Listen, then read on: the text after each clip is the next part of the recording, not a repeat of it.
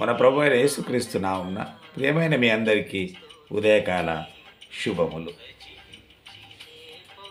నీ దోషములు ప్రభువు క్షమాపణ.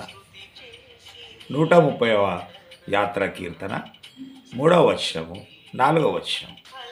యెహోవా నీవు దోషములను కనిపెట్టి చూసిన ఎడల ప్రభువా ఎవడు నిలవగలడు? ఇది ప్రశ్న, భక్తుని యొక్క ప్రశ్న. ఏమిటి ఆ ప్రశ్న?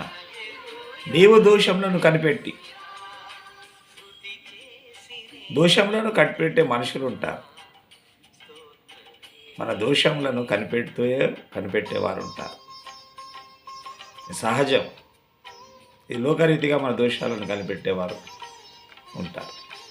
కానీ ఒకవేళ ప్రభువే దోషములను కనిపెడితే, నీవు చేసే దోషములను కనిపెడితే నువ్వు నిలబడగలవా ప్రభు ముందు? ఎవడు నిలవగలడు అనే ప్రశ్న. ఎవడు కూడా నిలవలేడు. దేవుడు ప్రభువు దోషములను కనిపెట్టి చూచిన ఎడల, ప్రతి దోషాన్ని కనిపెడుతూ ఆయన చూచిన ఎడల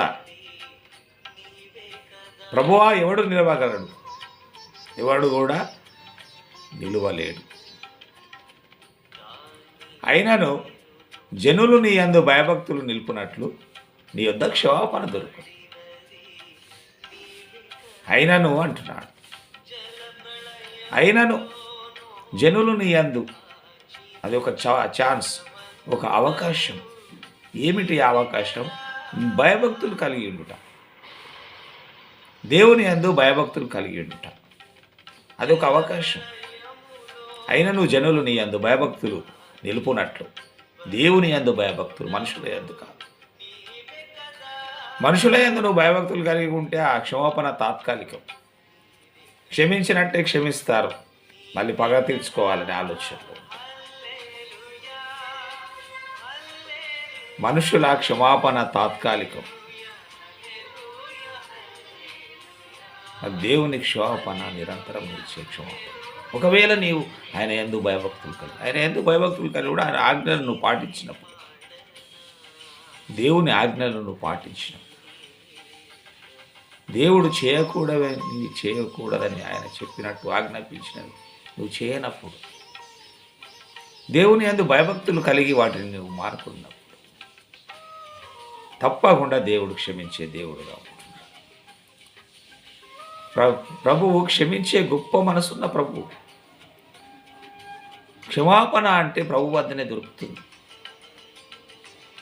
చూడండి, మనం ఈ విధంగా జీవించగలుగుతున్నాం, ఇంకా ఆయన సన్నిధిలో ఉండగలుగుతున్నాం అంటే దేవుని యొక్క అది ఉచిత కృప మాత్రమే కాదు. ఇది దేవుని యొక్క ఉచిత కృప వల్లనే మనము దేవుని సన్నిధిలో ఉంటున్నాం, దేవుని ఆరాధించగలుగుతున్నాం, ఈ లోకంలో మనం జీవించగలుగుతున్నాం. ఎందుకంటే ప్రభువు గొప్ప మనస్సు, క్షమాపణ. ఏ మనుష్యుడు కూడా మనల్ని క్షమించలేడు. అందుకే ఆయనను నీ యందు భయభక్తులు నిలుపునట్లు, దేవుని యందు మనం భయభక్తులు నిలుపుతూ ఉంటే మరి దేవుని యొద్ద మనకు క్షమాపణ దొరుకుతుంది. దేవుని యొద్ద క్షమాపణ దొరుకుతుంది. ఒకవేళ దేవుడే మన దోషములను కనిపెట్టి చూసిన ఎడలా మనం ఆయన ముందు నిలవగలమా, నిలబడగలమా, ఆయన సన్నిధిలో ఉండగలమా? దేవుని యొక్క ఉచిత కృప క్షమాపణ ద్వారా మనం ఇలా జీవించగలుగుతున్నాం, ఆయన సన్నిధిలో ఉండగలుగుతాం.